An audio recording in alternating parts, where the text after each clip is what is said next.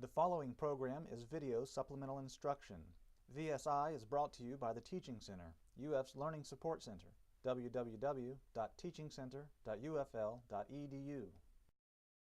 It says top fuel dragsters and funny cars burn natural methane as fuel according to the following combustion equation, which is this one right here. It says calculate the standard enthalpy of formation for nitromethane. We are given the delta H for the reaction, for this reaction, the delta HF for CO2, and the delta HF for water. And they want us to calculate the delta HF for CH3NO2. Now we know that when they give us delta HF, that is kilojoules per mole, meaning that we have to account for the ratios in the reaction.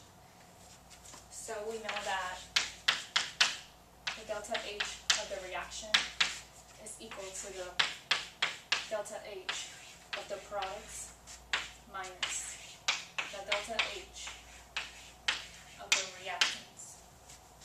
In this case, we are given this, and our only reactant really is this one, because the delta H for oxygen is 0, so we don't count for that one since they don't give it to us. And then the delta H of the products, which would be this, because N2 is not given, so we assume it's 0. So we have this, and we want to look for this.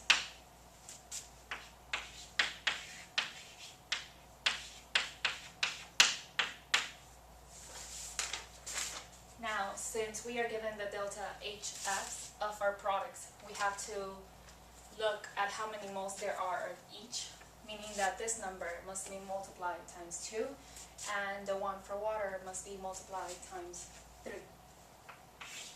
So our delta H of products is going to be 2 times the delta HF of carbon dioxide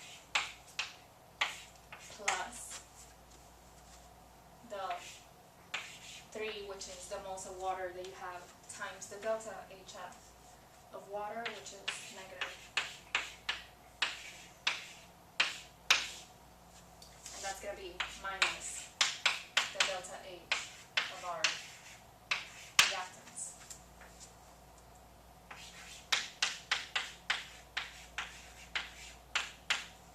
If we multiply this and then add it up, we can subtract it from this, and we get the delta H of the reactants to be negative 803.26 kilojoules.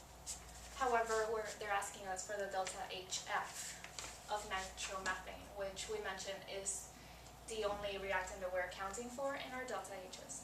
So we have to look at how many moles of that we have to find the delta HF, because delta HF is kilojoules per mole. So this number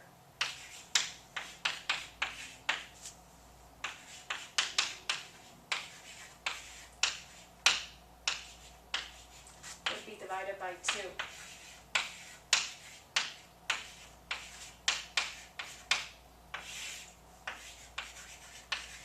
Because that is how many moles of nitromethane we have, and that would equal